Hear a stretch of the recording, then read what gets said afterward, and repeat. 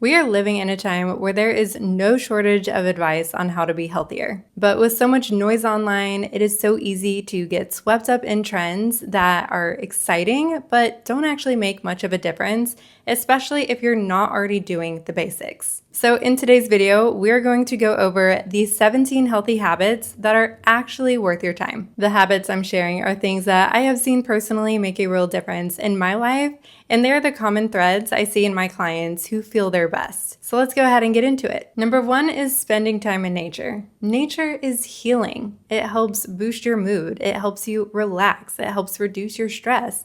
It helps bring you into the present moment, which can also slow your thoughts.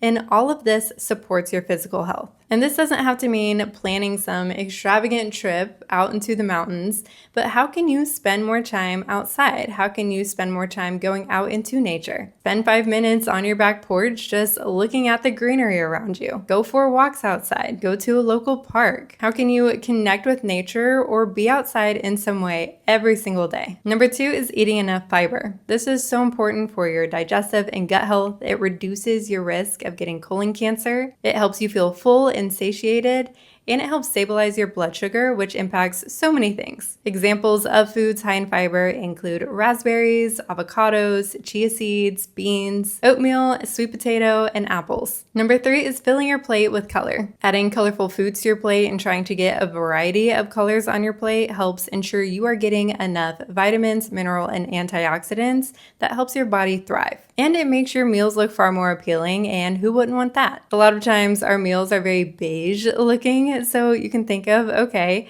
how can I add more color to my plate? How can I add some green? How can I add some yellow or some orange or some red? Number four is drinking water when you wake up. When we wake up, we are slightly dehydrated from not drinking water while we were asleep.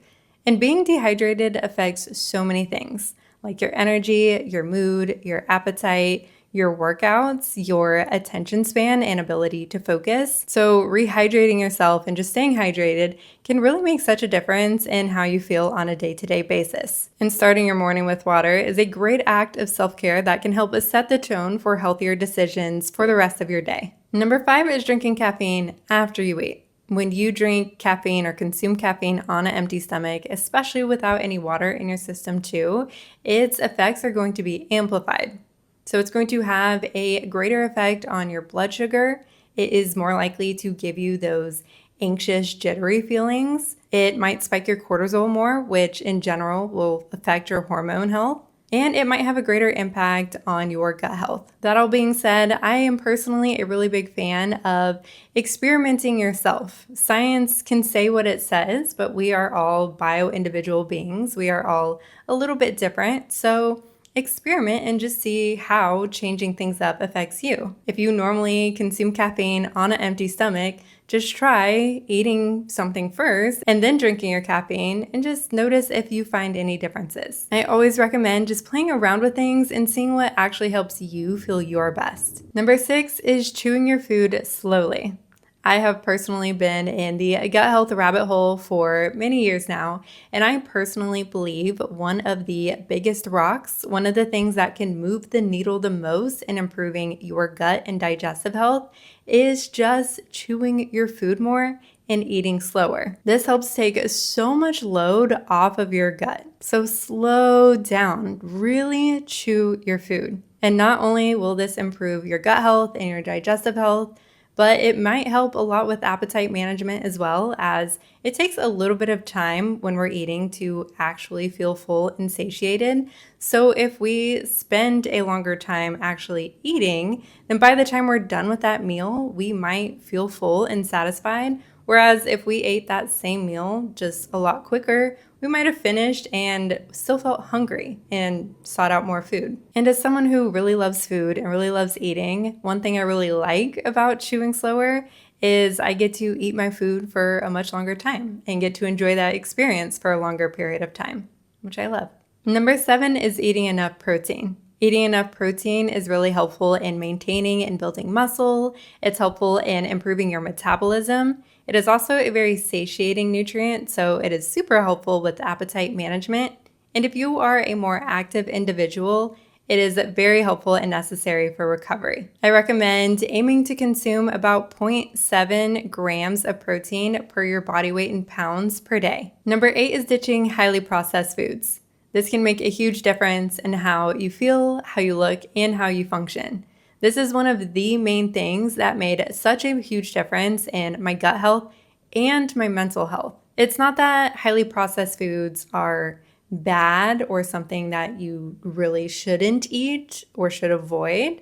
I don't think that mindset is necessarily helpful, but consuming less of them or just letting go of them completely really helps open up the door to consume more foods that actually provide your body with nutrients, that actually help you feel satiated, that help your body operate optimally and thrive. This can help improve your gut health, it can help lower inflammation, and it can do so much to improve your energy and radiance. Number 9 is going to bed earlier. Getting more and higher quality sleep really helps your overall health, your mood, your brain function, and your productivity. I think we all know this already, but one simple thing you can do to help yourself get more sleep is to simply go to bed earlier. Number 10 is deep breathing. Taking time to breathe deeply every day is so important in calming and regulating your nervous system, which I personally believe is the number one thing that can improve every area of your life, which is why I mention it in almost all of my videos. You can follow a guided breathing meditation, or you can simply set a timer for a certain period of time and just spend the duration of that time focusing on both getting into a deeper inhale and exhale, as well as increasing the duration. Number 11 is journaling or doing some kind of mindfulness meditation. These can be so helpful in bringing you to the present moment and slowing down your thoughts. It can help you relax and let go of tension. It can help clear your mind and just overall improve your sense of well-being. Number 12 is daily walking. This is such a simple one that can improve your mood, your energy, your cognitive function, and can help you maintain a healthy weight or lose weight if that is something you are looking to do. And there are so many ways you can incorporate this into your day. You can go on a walk in the morning to help clear your mind before the day starts. You can go on a walk after lunch to use as a midday break. You can go on a walk to catch up with friends. You can walk to your local coffee shop. You can park farther away to give yourself a chance to get more walking in your day. Number 13 is having a gratitude practice. What we focus on and put our attention toward has such an impact on our day-to-day experiences as well as how we feel. So taking a little bit of time every single day to shift our attention toward what's going well in our lives, what we actually like about our lives, what we want to feel grateful for, and focusing our attention on that can really help shift our energy, our mindset, as well as how we feel about ourselves in our life. And I think a lot of times when we focus on trying to have some sort of a gratitude practice, we approach it very logically and try to think, okay, I'm going to write down 3 things I'm grateful for. And they tend to be very logic-based. Logically, okay, I have a reliable car, I'm grateful for that. I am in pretty decent health, I'm grateful for that. But I highly recommend really trying to feel the gratitude.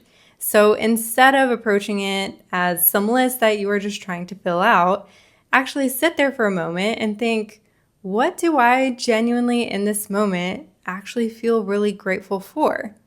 And just see what comes up. Don't have any judgment for it. Don't try to, again, logic it. Maybe, okay, in this moment, I feel so grateful for the plant over there. Maybe I feel so grateful for the great smelling candle in front of me. Maybe I feel so grateful for my cat in the other room. And as you start to focus your attention on that, and feel that gratitude more and more, it will become easier for you to come up with more things and feel gratitude toward more things in your life. Another way I personally love to approach this is just trying to remind myself to think about what I'm grateful for in the present moment. So not just one specific time of day, but throughout the day asking myself, what am I really grateful for in this moment? Maybe you're out on a walk and you remember to ask yourself that question, and you feel that sensation of being really grateful for the nice breeze along your skin, all the beautiful plants and trees in front of you. Maybe you're just hanging out with your partner on the couch and that question comes to mind, and you feel so grateful for the fact that you have time to just hang out on the couch, that you get to just relax, that you have this awesome partner right next to you. Number 14 is digital detoxes, taking a complete break from any kind of technology, from screens, from devices, from social media. A lot of us feel so overstimulated right now, which can bleed into feeling very overwhelmed and stressed. And a lot of that is due to all the technology we're surrounded by. We have constant notifications and distractions and things pulling for our attention. So it can be so helpful to just completely unplug, slow down, and just be more present with life. You can choose a couple of hours that you want to do this every week. For example, maybe Sunday afternoons, you go completely no technology. You can pick one whole day that you do every single week, or maybe you do a full weekend. Number 15 is having an evening routine.